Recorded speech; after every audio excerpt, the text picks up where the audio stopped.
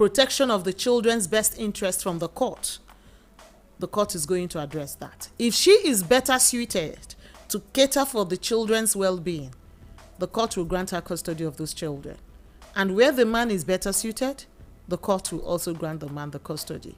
Custody is not granted on the basis of which gender has made the application or the gender of the parties before the court.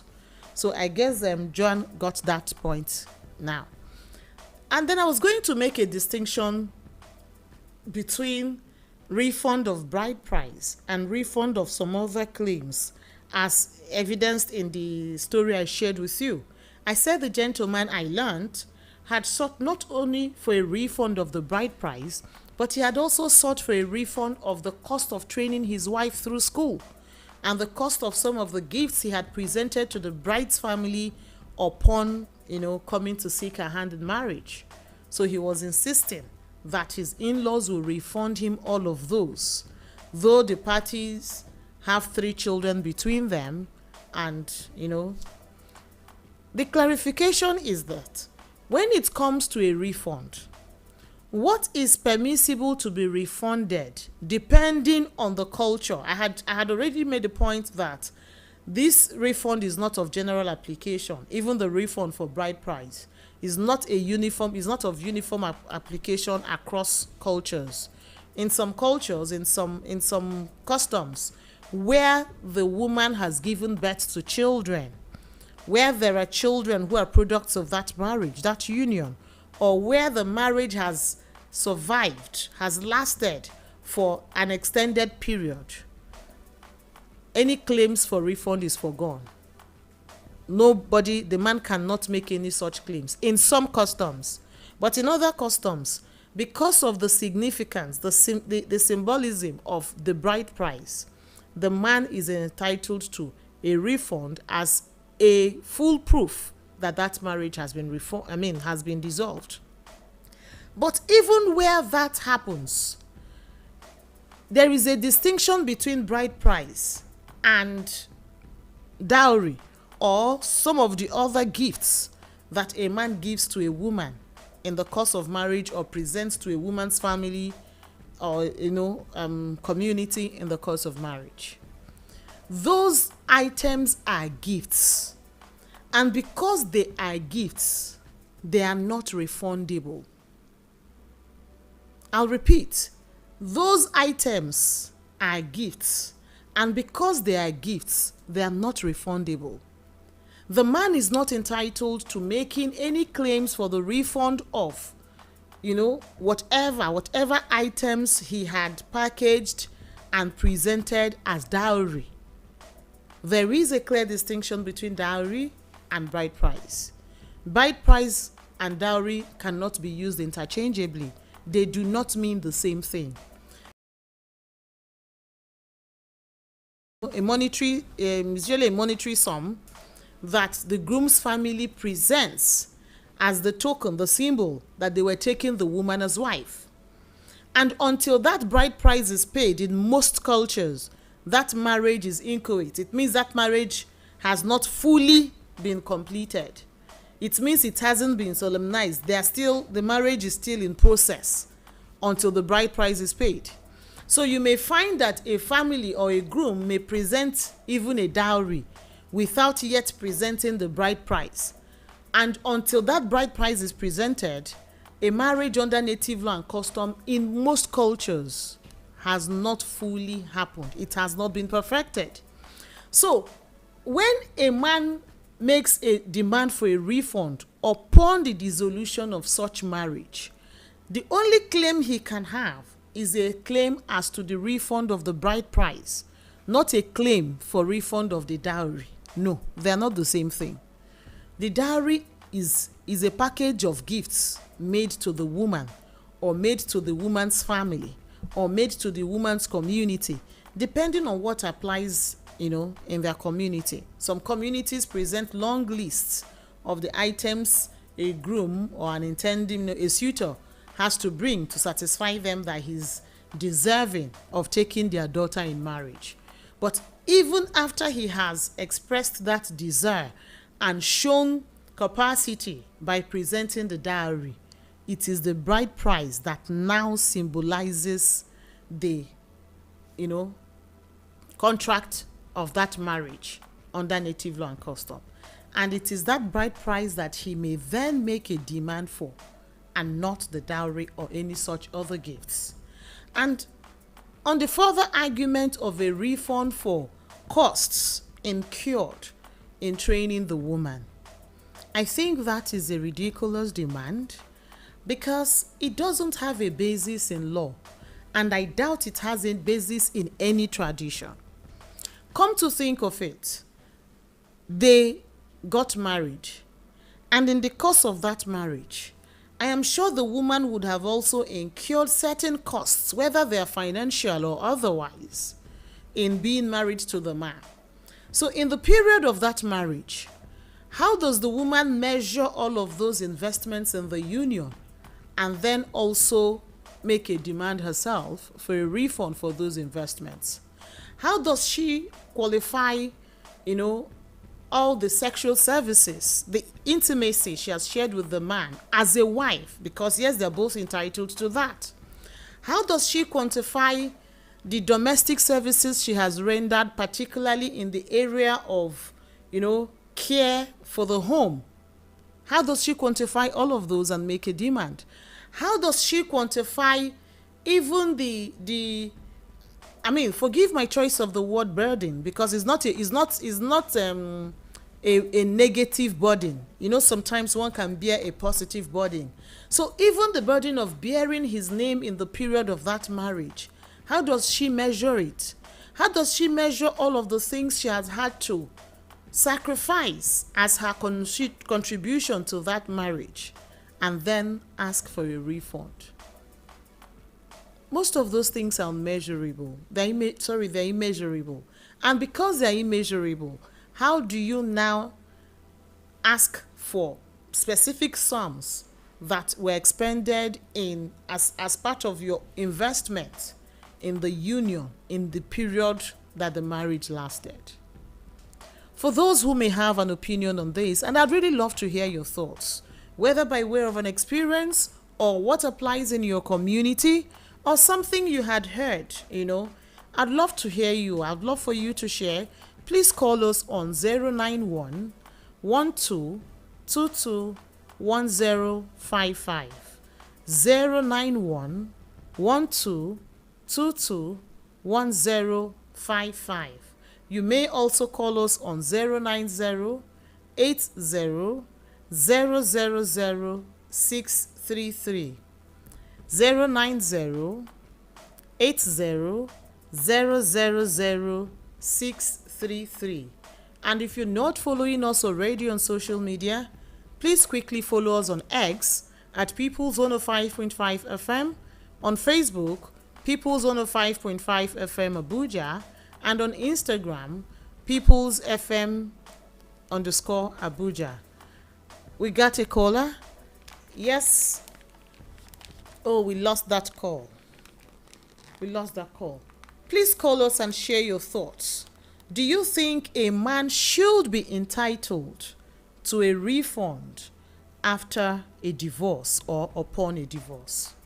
And while I'm waiting for your calls, I need to also make the point that, oh goodness, we're losing that call. Okay. So while waiting to get your calls, I need to also make the point that where the dissolution of a marriage under native law and custom is happening, it can happen in court, it can also happen privately.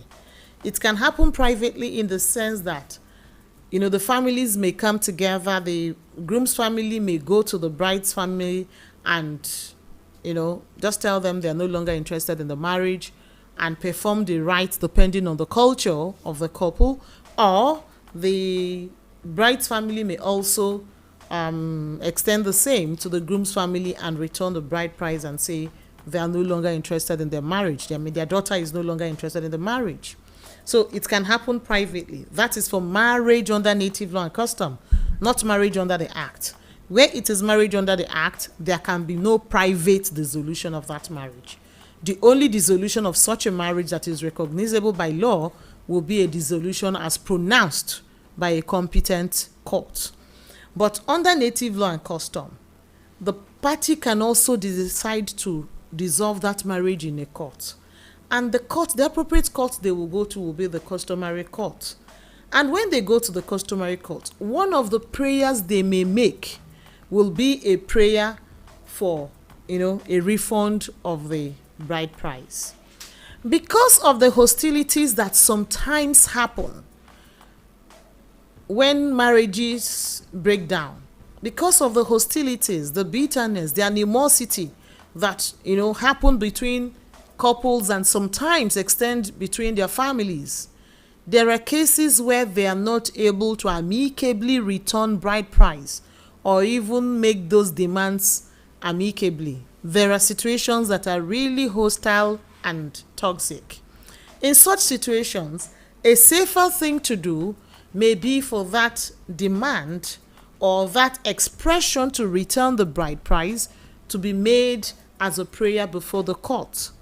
And where that prayer is made before the court, upon the pronouncement of the dissolution of that marriage by a customary court, mind you, we're talking about marriage under native law and custom. Upon the pronouncement of the dissolution of such a marriage, what the court will then do will be to order that the bride price be returned, be refunded into the court's registry. So it then means that the parties don't need to deal directly. It means that the family of the bride will no longer need to return or refund the bride price to the groom's family. Like I said, mostly in cases of where there are hostilities, and they will simply make such a refund into the court registry. And when they make that refund into the court registry in compliance with the order of court, that marriage stands lawfully dissolved. So it will then be the responsibility of the court. The court will have the duty of transferring that fund to the groom's family, or where the groom's family refuses to collect it, they cannot continue to claim marriage to the bride, because that marriage has been dissolved by a competent court and the bride price refunded to the registry of the court. I'm going to take a very short break, and upon my return, I'll be expecting to get your calls and get answers to this question, depending on your perspectives, depending on what applies in your community, depending on your own experiences. Please stay tuned. Don't go away.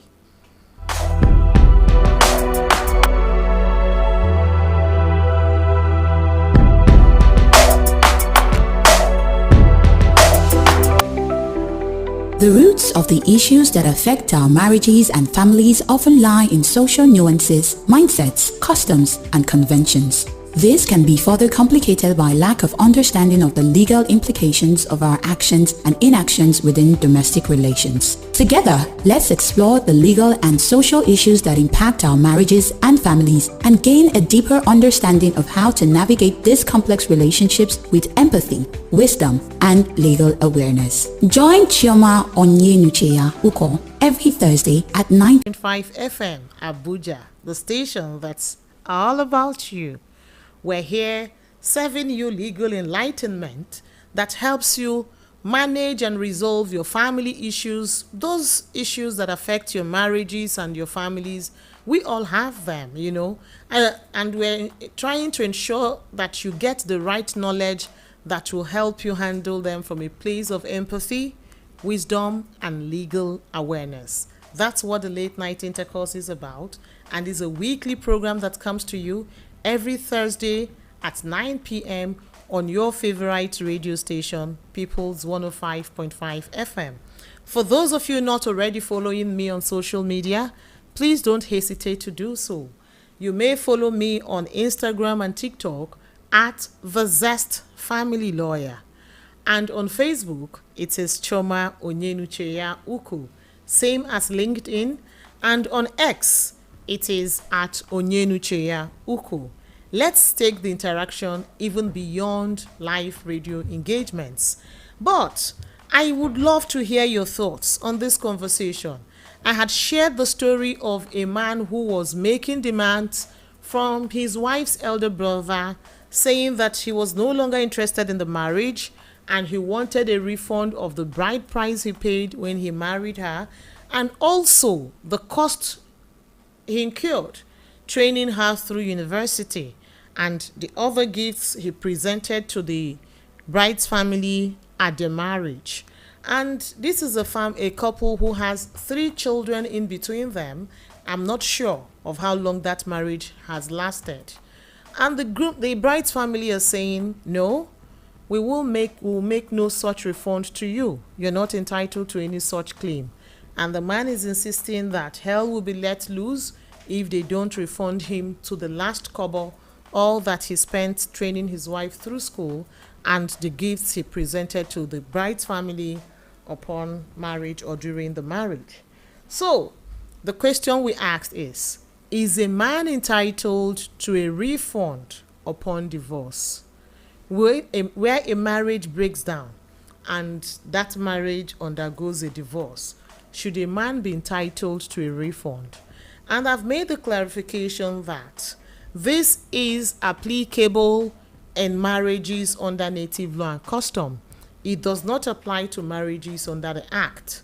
But because most marriages under the Act started with a marriage under native law and custom, because of the peculiarities of our culture in Africa, particularly in Nigeria, you find that even before people proceed to go to the registry or to go to a licensed place of worship to solemnize a marriage under the Act, they usually would have performed traditional rites that, seals the contract of a marriage.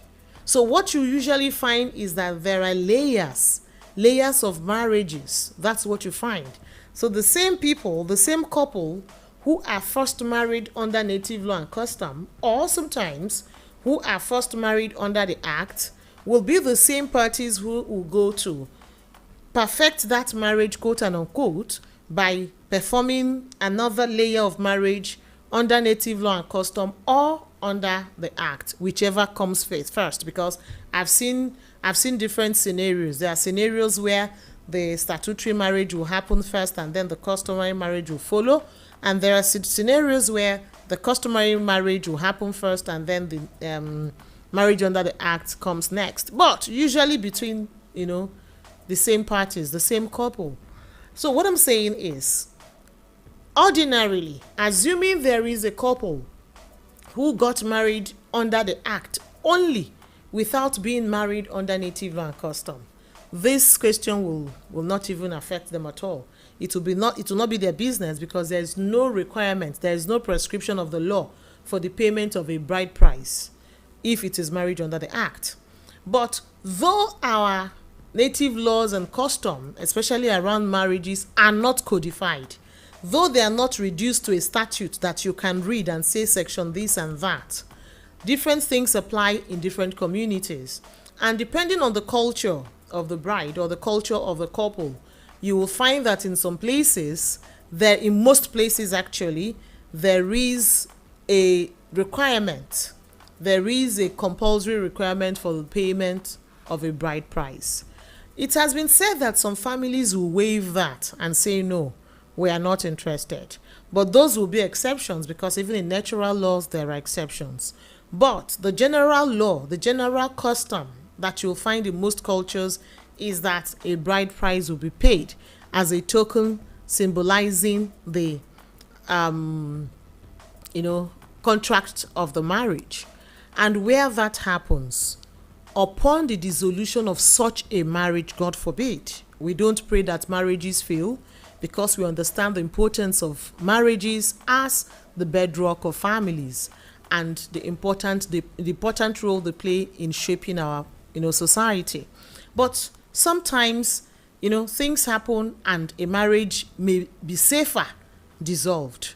And in such a situation, what I'm saying tonight is that while the man may ordinarily be entitled to a refund of the bride price, he does not have a legitimate claim for the refund of any other money he had expended in the course of the marriage or while getting married to the woman. All such other funds are gifts, and some of them are investments that happen in the course of life, which he has reaped his dividends, as it were, which he has already reaped returns by the rights, the things he enjoyed in the course of that marriage. So some of those things that happen in the course in the course of a marriage, including cohabitation, including enjoyment of conjugal rights, they are not things you measure and say the conjugal rights you've enjoyed in this marriage in the past 10 years amounts to 2 naira 20 kobo. No, you can't measure those. So whatever investments either of them has brought to bear in that marriage are not things that they can measure and say they want a refund on. Where the parties have maybe assets, where they have properties, that's a different conversation. Those will not be treated as a refund. They won't be treated as a refund. So if either party is making a demand and asking that they be that they're entitled to a share, a portion of the assets the couple have together, that's a different conversation and does not relate to what we're discussing tonight. What we're discussing is the refund of a bride price. And I made the point that a bride price is different from the dowry that a groom or his family would usually present as gifts in seeking the hand of a bride in marriage. So all of those gifts that man in the story I have referenced are laying claims for, making demands for, he's not entitled to them. It's not his right. It's not a legitimate claim. It's not a legitimate demand. So the bride's family is within rights to refuse, and if that conversation degenerates to the point where they proceed to court, it's most likely that the court will also hold that he's not entitled to those demands. So what it means is that in some communities, because the court will always look at what is the extant culture or custom or tradition of a people, because these things vary. And when the court takes testimonies and ascertains or establishes what the custom of the people is, if it is one of those communities where a man is entitled to refund of bride price, regardless the duration of that marriage, regardless the products of that marriage as in children, then the court will order that bride price be refunded. But there are also cultures where once the woman has had children, or once the marriage has lasted an extended period, the man will forfeit any future claims for refund of bride price in the sad event that marriage breaks down irretrievably. I would love to get your calls. I would love to hear your thoughts on this conversation. I would love to hear your experiences. What applies in your community? Where do you come from? In your place, is a man entitled to the refund of bride price at the breakdown of a marriage? The number to call to share these thoughts is 091 12 22 1055. 091 12 22 1055. You may also call 090 80 000 633. I'll repeat 090 80 000 633. Please call either of these numbers and share your thoughts with us. We would love to learn what applies in your community. Will a man be entitled to a refund of bride price at the breakdown of a marriage in your community? Where is that community? Where do you come from? What obtains in your community? Are there exceptions, assuming a man is so entitled? Are there exceptions to that entitlement? Are there situations where not investments that were symbolic or investments that were, under